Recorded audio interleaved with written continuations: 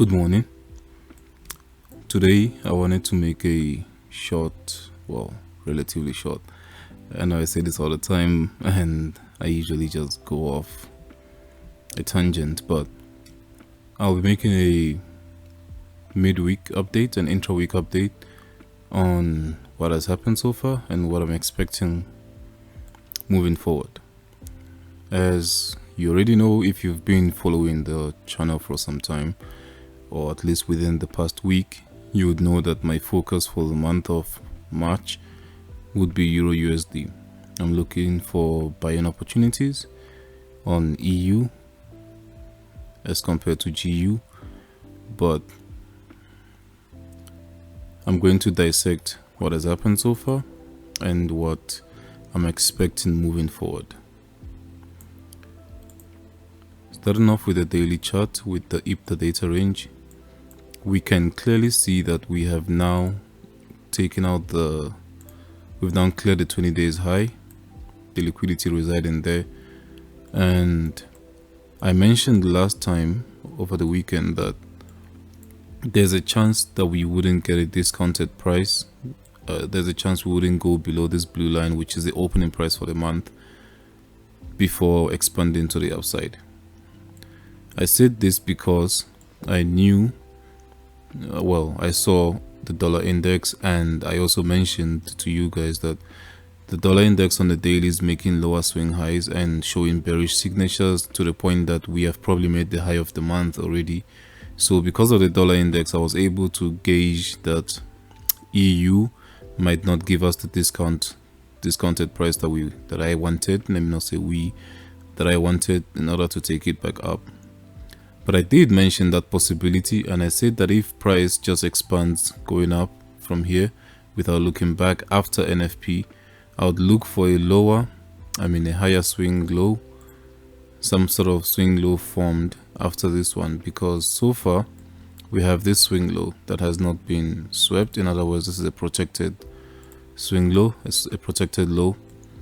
But since here we have not created yet another swing low that can confirm this bullish bias in order for me to continue the trend to the upside, targeting the 40 days high and the 60 days high eventually. The other thing I'm waiting for, or that I would like to see, is if we could get a bearish day. If we could get a bearish day or a small range day like we did right here. You can see this candle was a small range day, making the next one to be a big range day. So if we can get a bearish day, or even better, a bearish small range day, would allow me to take EURUSD to the upside the next day. And of course, whenever we get such a formation, I will make a video updating you all on this, on the trade idea that I would have going into the week or into the next day.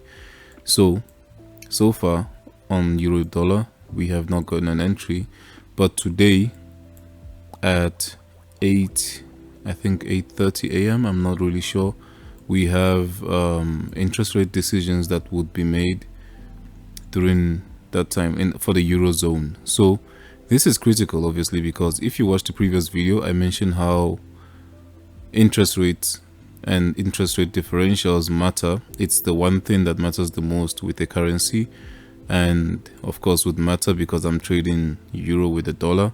So despite tomorrow being NFP, I still would pay very careful attention to see what euro dollar has in store for us. And speaking of euro, I will transition to an exotic pair soon, but because of that news, I'll be paying very careful attention to see if we can get some measure of discount in order to take price back up. By discount, I mean, for example, sweeping the previous day low or trading back into the equilibrium or opening point of the week, which is right there, the Sunday opening price, which is right there. So if price can somehow, by the news coming out, take us to this low, I'm definitely looking for opportunities to take it back up. So I'm keeping an eye out on a formation like this, and I'm probably going to live stream it actually today before the news release comes out. So this is what I'm looking for. This is my most ideal case, of course. Price could have the tendency to just keep shooting up and only give us a pullback during NFP or next week in order to continue higher. So there's that possibility, but of course, as I've already mentioned, I'm looking for the Sunday opening price to be tagged in order to take it back up. On the hourly chart, we can see how what price has done so far for the week. The yellow line is the midnight opening price for the day. There's the day of the week up there. We got Tuesday, Monday, Wednesday. So today is Thursday. So yellow lines is the midnight opening price, and the blue line is the Sunday opening price. In other words, this is our opening price for the week. This is where I'm paying attention to. So this is the price that I would like to see us get to, even though it's an extreme discount.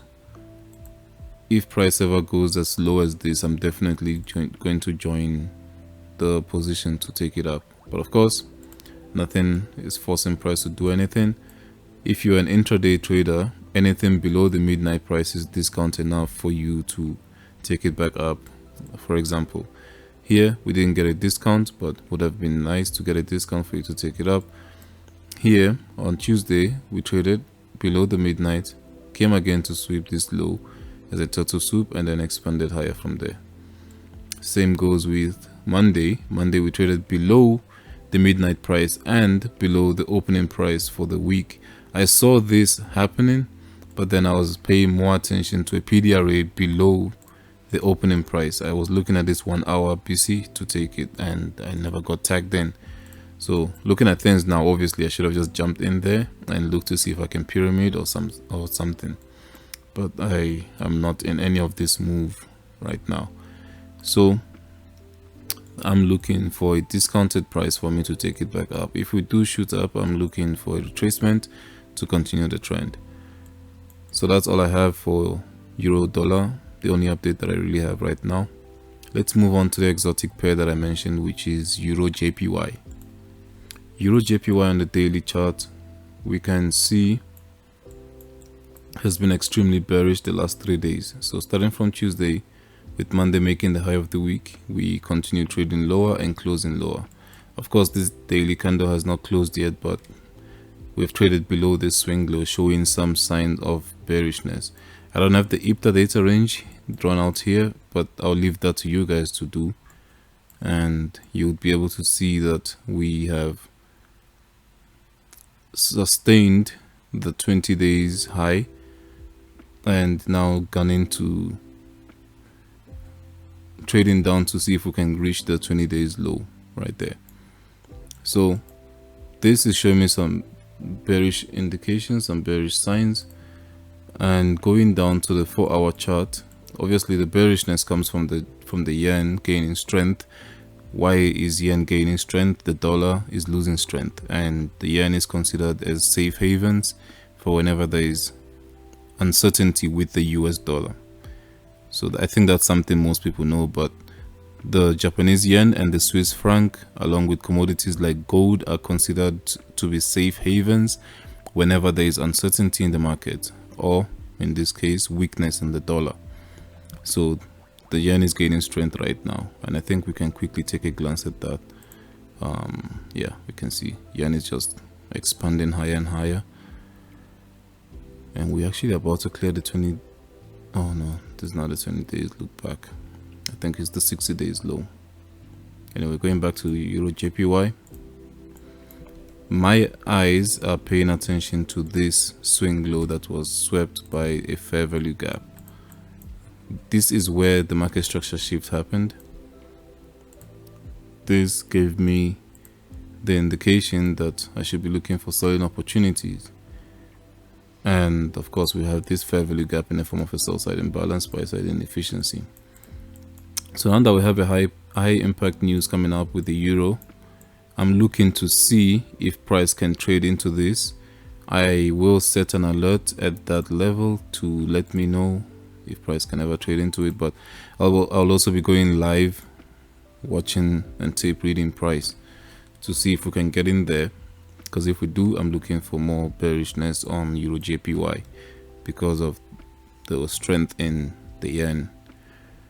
And to expand more on this, we can go to the intraday chart, or intra-week chart I mean, and notice how when we opened on Monday, this is Monday's trading, again the dates are up there, well the days not dates are up there.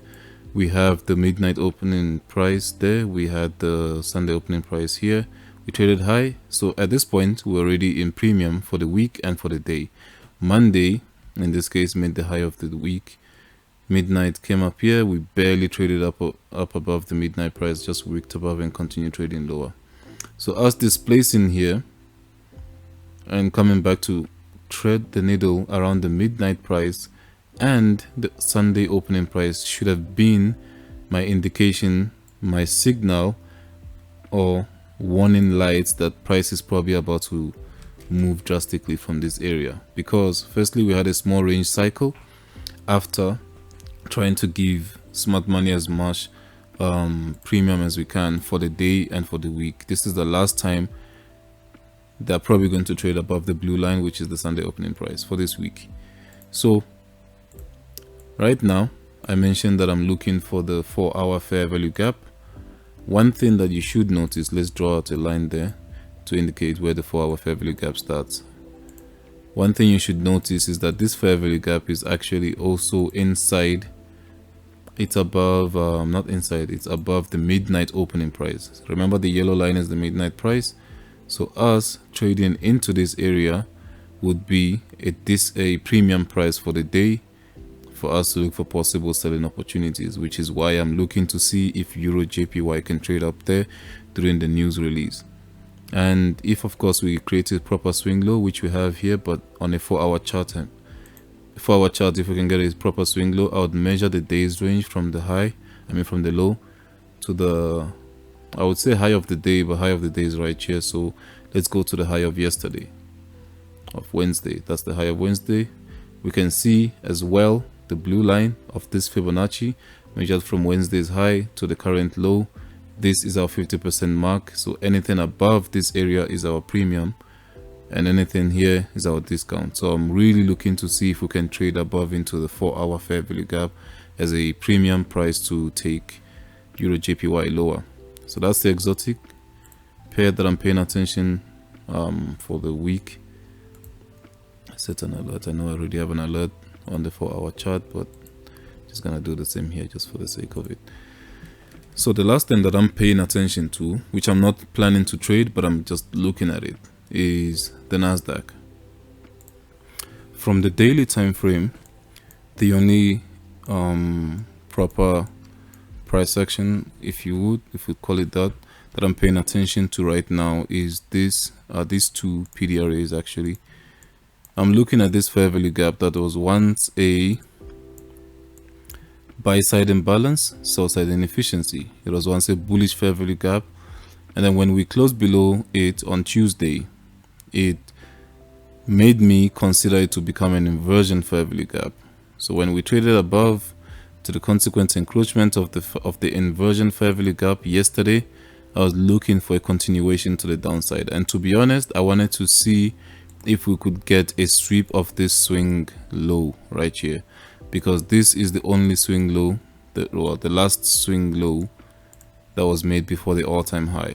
So I wanted to see if we can take out a swing low for me to confirm bearishness, because right now I'm leaning more towards the bearish side of the indices.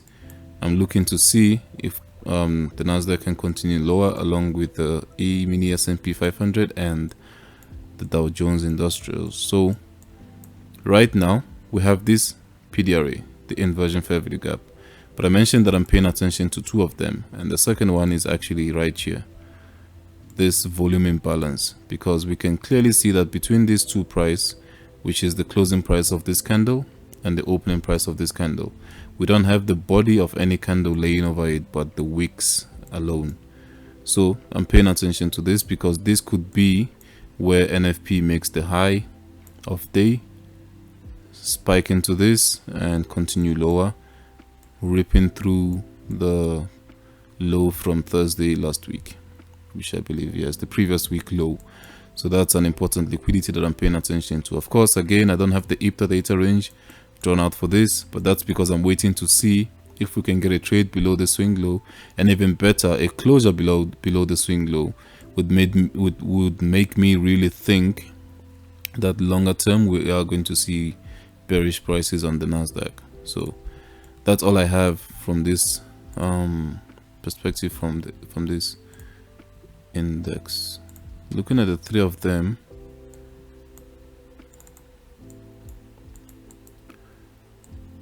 we can see somewhat of the same structure forming.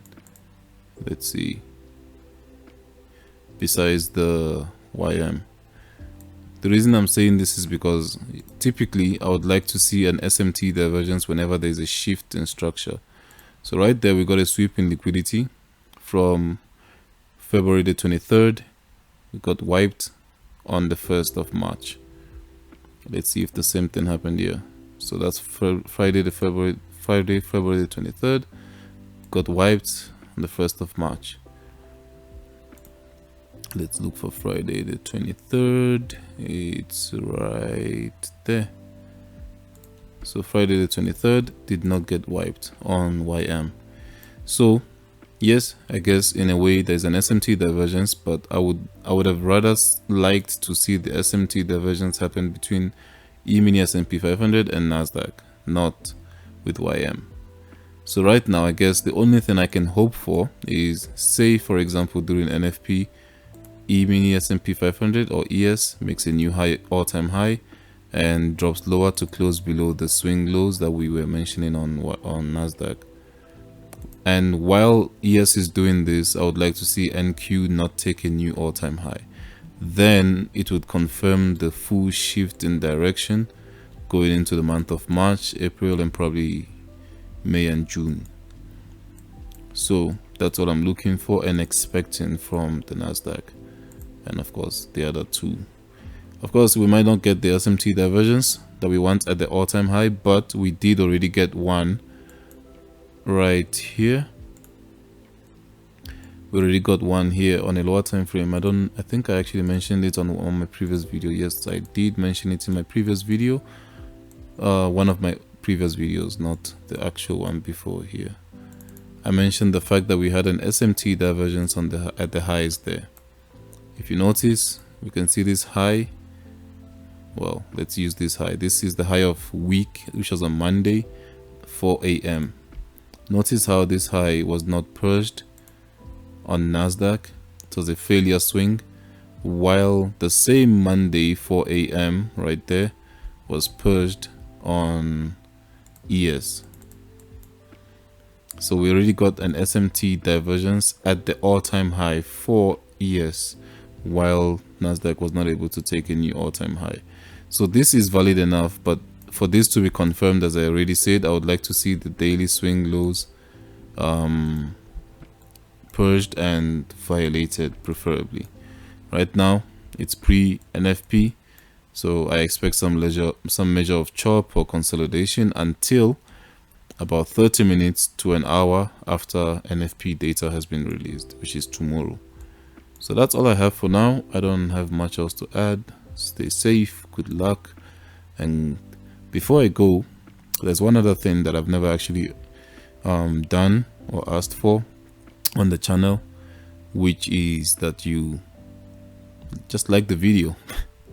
Never actually asked anyone to like or subscribe to the channel, because this was initially intended for myself and for journaling my trade ideas and all those things, but I see that people do gain value from my content. So if you do like it, just let me know by hitting the like button. That's all I ask for. Of course, if you're already there, then why not just tap on the subscribe button? Anyway, stay safe.